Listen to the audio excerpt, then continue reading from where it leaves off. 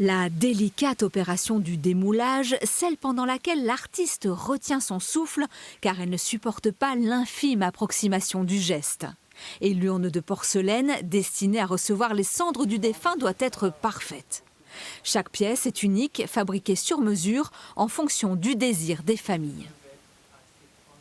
On est nombreux, je pense, à faire le constat quand on est confronté à une disparition, de devoir choisir finalement des objets par défaut. C'est pour ça que la personnalisation pour nous, c'est quelque chose qu'on pousse au maximum. On personnalise dans la forme, on personnalise ensuite dans la couleur, et on peut rajouter encore des épaisseurs de personnalisation. Ça nous est arrivé par exemple pour une dame qui avait une passion autour du crochet, qui avait cousu toute sa vie, qui avait été couturière, de réaliser un crochet autour de l'urne. Cette personnalisation plaît au point que certains commandent leur urne de leur vivant. Matteo et Scholing, les créateurs de Sinaling, se réapproprient aussi les plaques de porcelaine si chères aux Limousins, en leur apportant une touche de modernité, mais aussi d'universalité.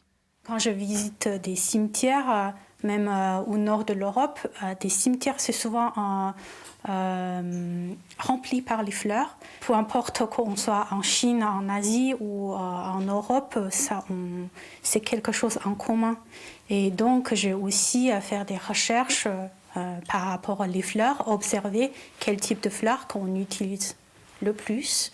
Scholing a également créé des bijoux à partager, une manière de tisser un lien entre le défunt et les vivants. Car au-delà des objets, les rites sont aussi à réinventer. Et dans ce domaine, l'imagination est sans limite. Dans son prototype d'urne funéraire, Anna s'inspire de l'histoire du petit poucet guidé par les cailloux pour retrouver le chemin de sa maison. Je pense qu'il y a vraiment une possibilité de créer des objets qui accompagnent les gens et puis aussi de créer tout un tas de manières de faire. Les modes de vie ont beaucoup évolué. Il y a toute une partie de la population qui ne se sent plus forcément concernée par les rituels religieux. Et c'est pas pour autant qu'on n'a pas besoin d'être soutenu par des traditions. Et en fait, il y a tout un tas de traditions qui existent. Et donc, on essaye de retrouver ces signes-là, retrouver ces gestes pour rendre plus douce la période du deuil aujourd'hui. Cette nouvelle approche du deuil séduit de plus en plus de familles. La démarche de Sinaling intéresse aussi des industriels du funéraire.